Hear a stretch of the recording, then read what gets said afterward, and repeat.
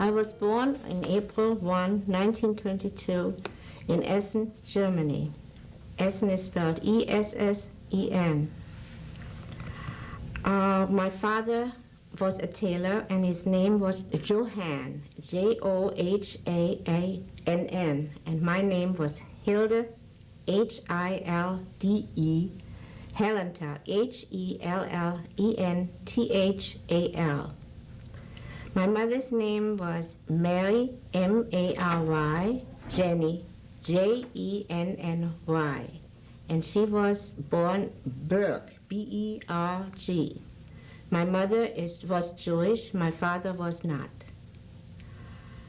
But my father gave my mother complete free hand to raise me as she saw fit. And I was raised as a Jewish girl. In Germany there is 4 years of grammar school, and it is done in religious schools. You either go to a Jewish school, Catholic, or Protestant. Or some people who had no faith, they had one school where they did not have any religion. Then after 4 years, either you stayed in the school and you graduated when you were 14 years old, you could then have a trade, or if you wanted to go to high school, you went when you were 10 years old. You had to, of course, you had to make an exam first to be admitted there. Anyway, I have a picture here of myself the first day in school. How old would you say you were? 6 years. And then at 10, I went to the high school. In high school, they were, of course, all mixed, but only girls, no boys at all. Boys had their own schools. And priests, for instance, came to school and gave the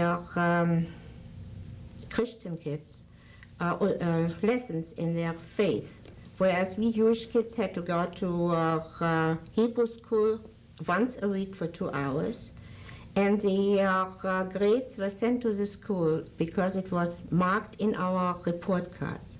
See, in Germany we didn't have the split between religion and the state. You see, every religious organization was paid by the taxes, income taxes. And so they knew exactly who was Jewish, who was Catholic, who was Protestant, and so on. So they had an easy way at that time. But I stayed only for 6 years until 1938 in this school. But in the meantime, I had started taking piano lessons when I was 7 years old at a conservatory by the name of Witte, W-I-T-T-E. And I wanted to become a piano teacher. In Germany, you cannot give lessons unless you have made your state board. That means you have to graduate from school first, and then they come from all over Germany, teachers you had never seen before, and they will put you through the paces again. But I had to interrupt it, of course, then because after the November 1938, the so-called Crystal Night, when all the synagogues were burned and all the Jewish institutions and so on were destroyed. It wasn't noticeable too much at first because it got worse from year to year. But you saw all these marching, brown shirts and black shirts, and then they were always yelling out, you know, the Jews are bad, and you saw all these pictures in newspapers from the Stürmer. I don't know if you heard about it. And it was just, you know, it went on to your nerves in reality. And we even tried to get out of the country in 1935. But unfortunately, the American consulate was so overrun by people asking for visas that everybody got a number. And our number was so large that there was no possibility that we would make it out of Germany before 1941. Did you ever try applying through another country? My father did. to Holland, but it wouldn't have helped us anyway. He couldn't find a job there. This is an older picture of my parents and of myself. I don't really know how old I was. And then I have another one here. Of course, this is when I was older. This was probably approximately, I would say, 1937 or 38. The part of Germany I come from is the industrial part of Germany. And you did not feel as much anti-Semitism there than you would have in the more rural areas. I didn't feel it too much, no. My father had a premonition that something would happen. That's why he was so anxious to get out of Germany with his family. See, in 1935, nobody would have thought that they sent the Jews to concentration camps or any other camps for that matter.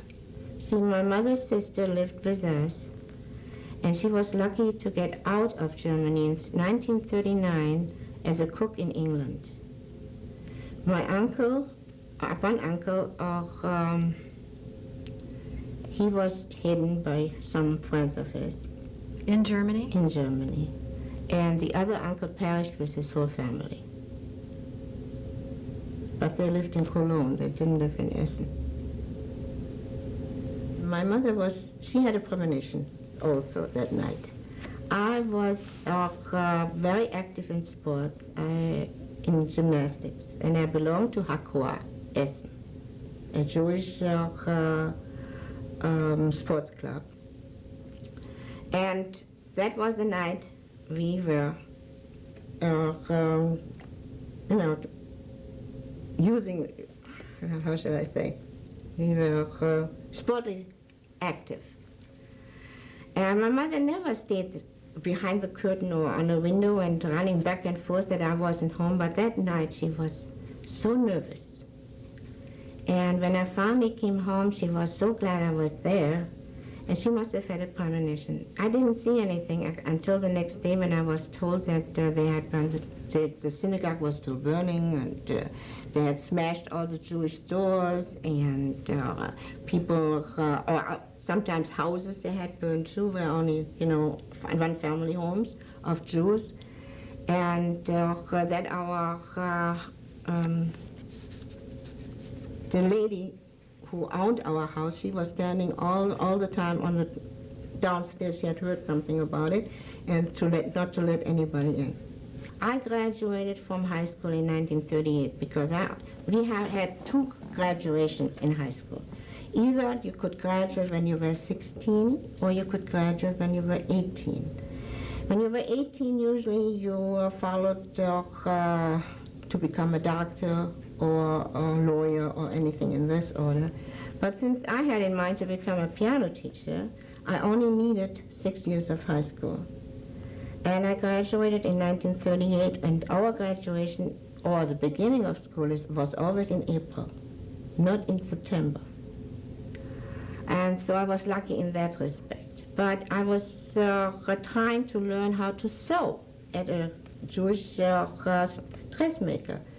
And of course, after the Crystal Night, what they call Crystal Night, the 9th of November 1938, of course that store was also demolished, and that was the end of it.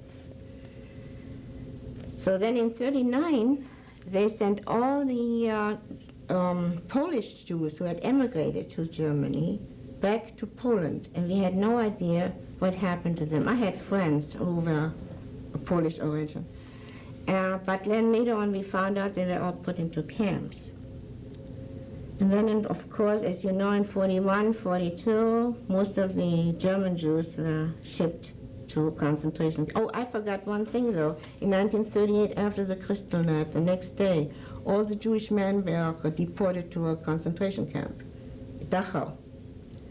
And then after a couple of months, slowly they came back. First, they would release some of them who had medals for bravery in the World War I, were soldiers. And then slowly but surely all the others came back. Did this happen to your uncles? My uncle, yeah. My mother's brother, one of them, yeah. What did he report? Was it... He said they were just confined and that he didn't talk too much about it. And then in 41 and 42 they sent everybody away except for mixed marriages as I was, and then only when the father was not Jewish. When the mother was Jewish and the father was Jewish and the mother was not Jewish, they sent these kids away, if they were Jews. The father and the children, Yeah. and not the mother. Not the mother. Yeah. It was always, the father was always the head of the family or whatever. In 39, after the war started, we all had to wear a yellow star, you know, the Star of David, with the imprint in quotation, Jude, which means Jewish in German. And also we got an identification card with that imprint on it. So we were called Jews. And I feared for it. We were not allowed to go on a train, bus, or whatever. We were not allowed to go attend any performances, theater or films or whatever. So that means, you know, you had to stay home. At first I was unemployed. And then later on, during the war, they were short on manpower. And they hired us Jewish girls and in 1940 approximately to do manual work. I worked, for instance, in a factory where they made false teeth. And then I worked in a cleaning establishment. And then later on in 42, 43, they were even so short on manpower that they even allowed someone like me to work in an office. At first, you know, with this a factory of teeth and so on, we were all Jews together in one room. But as I said, the shortage of manpower was later on so great that they had no other choice. Everybody had to work. I was deported in 1944, though. At practically the end of the war. In 1944, the Allied, you know, the D-Day, when the Allied invaded Germany and, Europe, and the Allied forces were coming closer to Germany. You know, they had to go first through France and Holland and Belgium and so on in order to reach Germany. As soon as they reached practically the border of Germany, they gathered us up too. You see, we didn't live too far from France, Belgium, Holland. That was the corner there. And my mother was shipped to Berlin into a former Jewish hospital. And I, because I was younger, was sent with others to a forced labor camp, Diemitz, D-I-E-M-I-T-Z, and it was near Halle in eastern Germany. Though I had an incident over there, we were really there we should have been stayed there only for 1 week. But I was chosen, since I had worked in an office by an SS officer, I should work for him in his office. And he sent me out to get some provisions out of the camp. And I was stopped by a guard. And he wanted to hang something on me that I had some relations with this SS officers. I should sign a paper, which I didn't do, because I had no relations with him. I just was working for him. And so I stayed in that camp, and the others who had come with me went to Theresienstadt. And the reason you stayed is because... I have no idea. Because of this incident. Because it was a forced labor camp. So you were really fortunate. I was very fortunate. I tell you, it was a mixed feeling, because there were some good ones and there were some bad ones.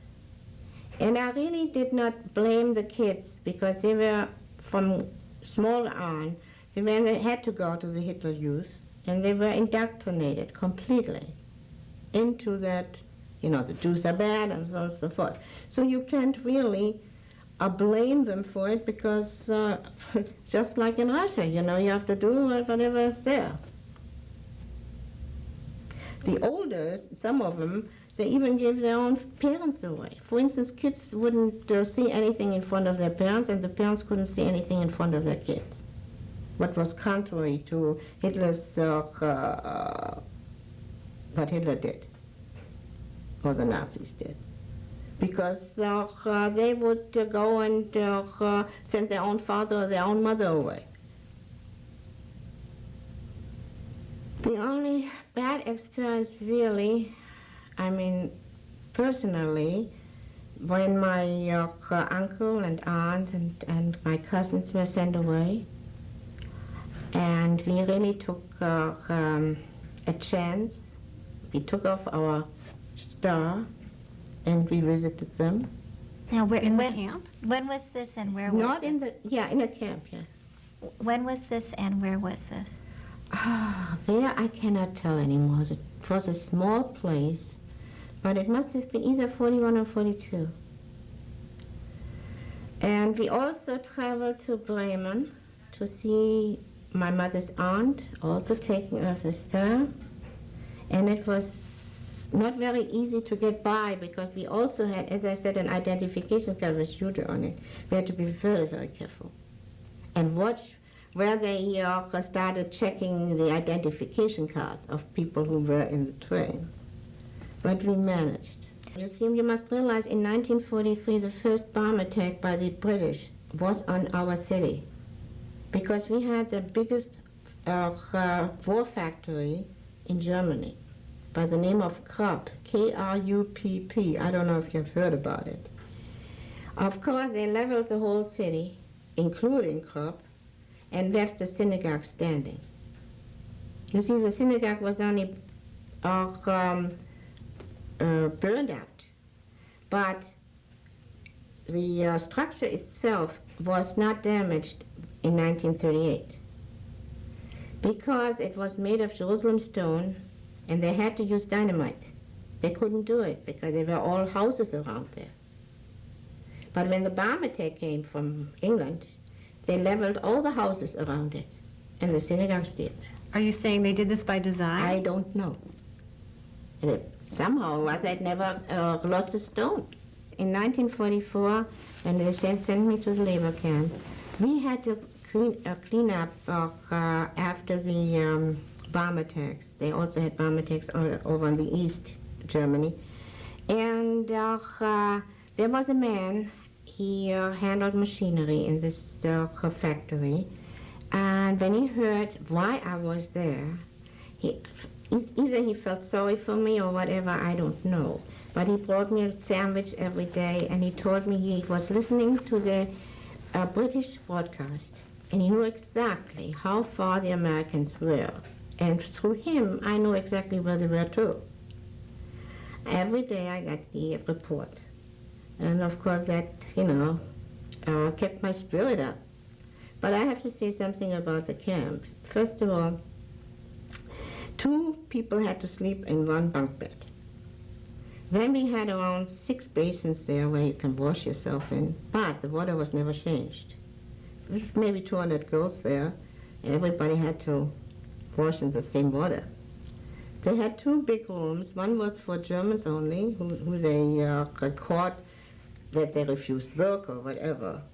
And then the other one was only for foreigners. But I, as a Jew, even being a German, had to stay with the foreigners. Who were the foreigners? A lot of French girls. Jewish French girls? No, we didn't have any Jews there. So you were. Except one also like me, but she was Christian. So you were one of the only Jews at this particular camp. Yes.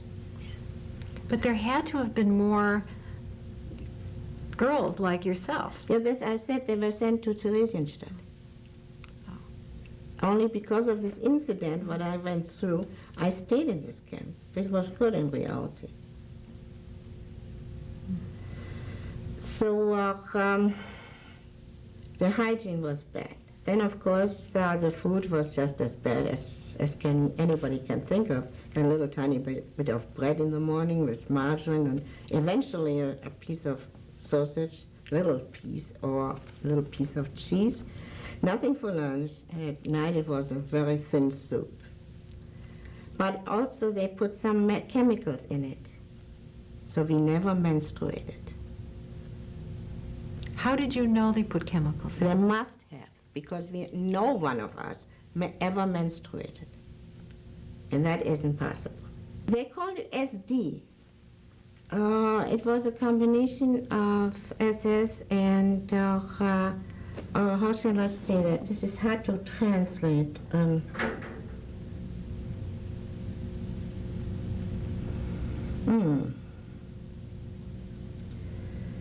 You know, like a watchman over prisoners or something like that. They were not all of them were directly SS men.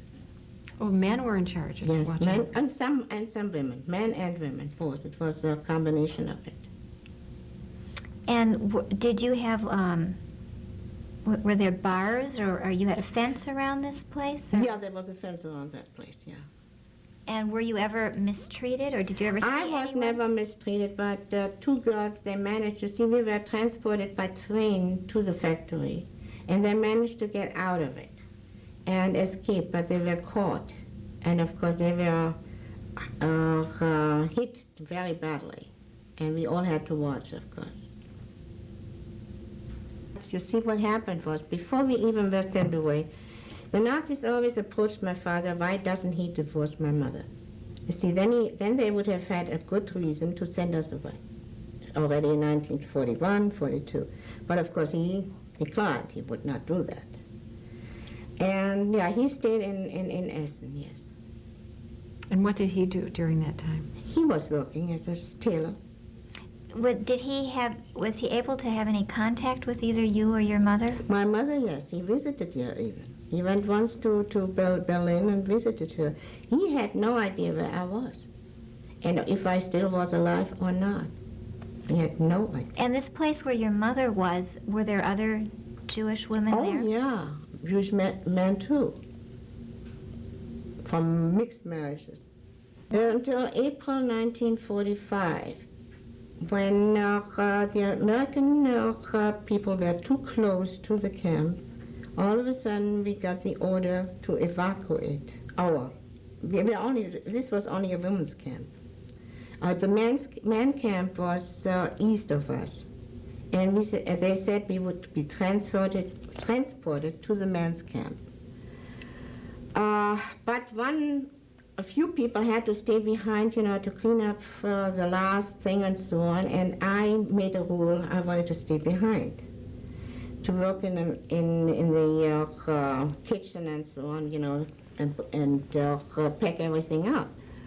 Because I figured maybe, since I have heard that the Americans are so close, maybe there's a chance they come in before I'm out. But unfortunately, that didn't happen. So I was with the last transport from there to the men's camp, and when we arrived there, it was already, everybody was on a march already there too, because the Americans also were very close there. And they had burned all night all the documents. So there was nothing left. And they told all the inmates, like us and so on, to walk towards Leipzig. And then the people who were in charge, they went on buses and on trucks, and they took off. And we were all on our own. So in the middle of it, I figured, why do I go this way? This is east. Why don't I go west? Go back where I came from. So I turned around. Unfortunately, I couldn't go very far because the German soldiers told me, you can't get through here. The Americans are on the other side. That's where I wanted to go. Were you alone? But they didn't let me go. Were you traveling alone at this point? More or less, yes, because, everybody was on a walk, and some people, they went slow, and others, they went faster. So I had to go to Leipzig. And a few days later, the Americans came in. And then, of course, I approached the headquarters of the Americans to find out if they could do something that I could go back to Essen. And I told them my story. I spoke English a little bit. And they wanted me as an interpreter because they couldn't find somebody who could speak a little English. So anyway, also from the bad hygiene, I had open legs, blisters and so on. And I asked them if there was a place they could recommend. And at that point, they couldn't do it because it was just after they had marched in. But shortly after, they took over one of the hospitals in Leipzig. And all the American GIs who were in POWs and also the French and all the others, they came back. If they had any, they were examined, and if they had any ailments, they would stay in there. And I was welcome to go there too because I was Jewish. And I met a Jewish soldier at the headquarters, and he was very, very nice, but they were not allowed to speak to you outside. But in there, he gave me a little piece of paper with an address on it and said, you go there. So I went there. It was a lady. She was Christian, and her husband was Jewish. And her husband was in Theresienstadt. So I never found out how the relationship, but I thought maybe he was a relative of theirs. And so she cooked good meals for me because she had enough provisions, what in Germany was very rare at that point. And so I got my strength a little bit back.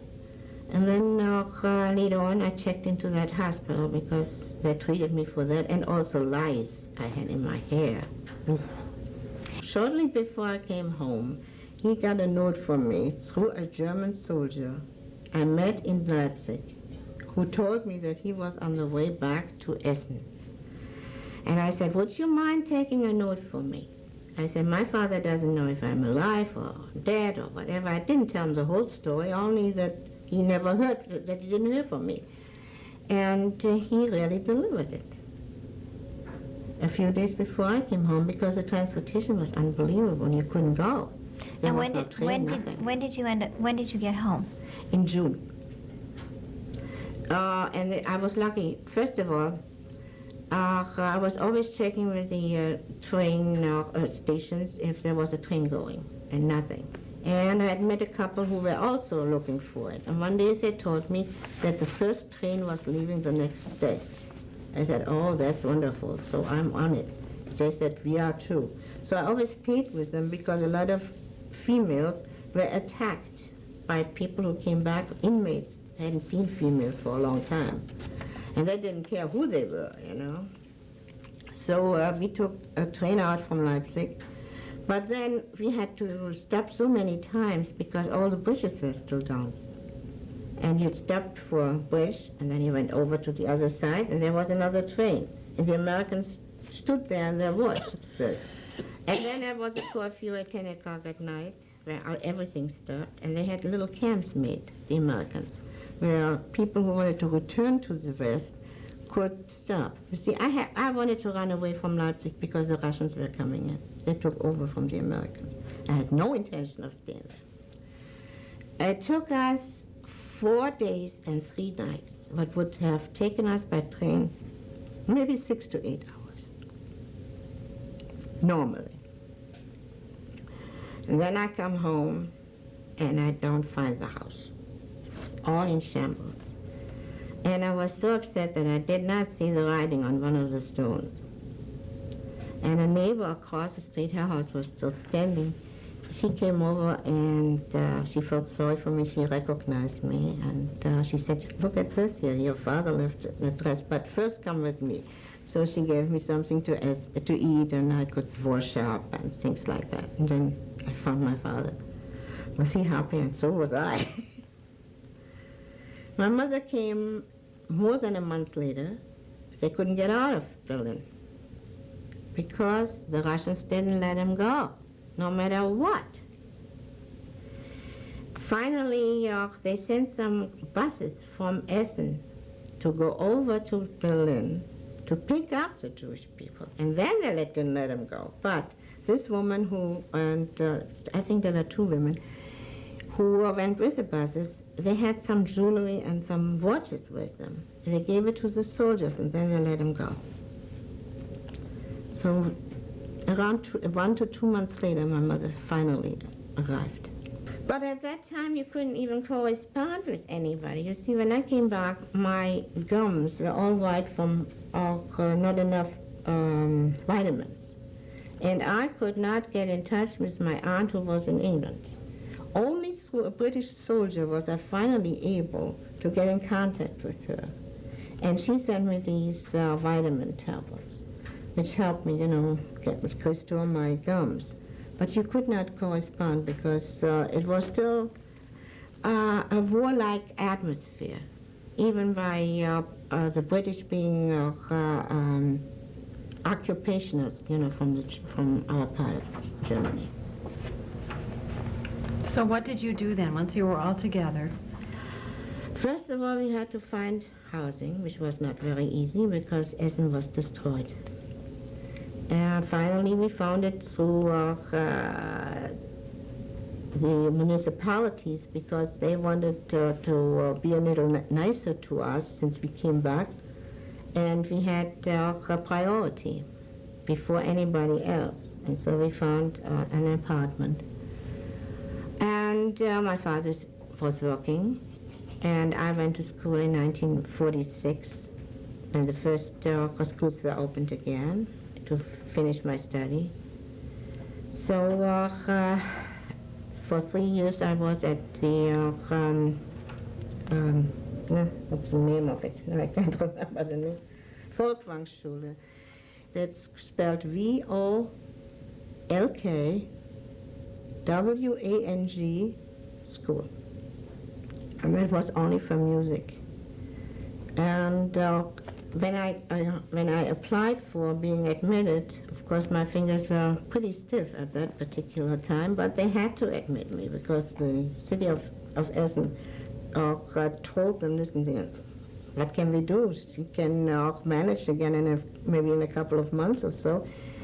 And I also applied to take singing lessons. I wanted to be an opera singer all the time because the director of the conservatory where I studied until 1937 insisted I should take lessons because he liked my voice and he said it would have been good or whatever, I don't know. But I was told that I missed my chance because when I would be finished with my study, I wouldn't find a job because I was already too old for that, as a beginner. And then in 1956, I became an American citizen. And so, I don't know. Well, it's been 30, 40 years since your wartime experiences. Yeah. How do you think, when you think about it, how do you look back on it now, and how did it affect the rest of your life? Do you think about it? Yes, of course I think about it. For one thing, especially since my dream never came true. And another thing is, I don't think anybody should go through an experience like that. It stays with you. And now, of course, you listen to all these television broadcasts and so on. I can't look at it. I think I would fall apart. And so I don't even do that. Have you spoken with your daughter about your experiences? A little bit, since, she was with me on the trip and so on. She wanted to know where we lived and so on. She saw the synagogue. We went in there. At that time, they just started to convert it to a museum. We saw the structure, but she wanted to know more. That's why she's very anxious to get a tape, of our conversation. Is there anything else that you'd like to add? Yeah, that I still, I had other interests, that I still pursued my gymnastics after the war, even that I could not do it at a Jewish club. I had to use any club. But then I came to America and there was nothing there I could do because grown-up women didn't do these exercises. They didn't even walk a half a block to visit somebody. They had to take the car. So anyway, then I started bowling, and I'm still bowling now. So I try to stay active as much as I can. One other question I Yeah. have. When somebody meets you and Yes. they ask you, they say, oh, you have an accent. Yes. Are you German? Mm-hmm. Yeah, Well, I say, how do you- yes, I am German. Do you feel... I was born in Germany, I say. I don't say I'm German. I was born in Germany. And how do you feel about Germany and The newer Germans? generation, I have no grudge against. Only, because they weren't even born then. And as long as they are, at the principle of democracy, there's no problem. So I really don't have any grudge against anybody. Only against the people who actually did these atrocious things.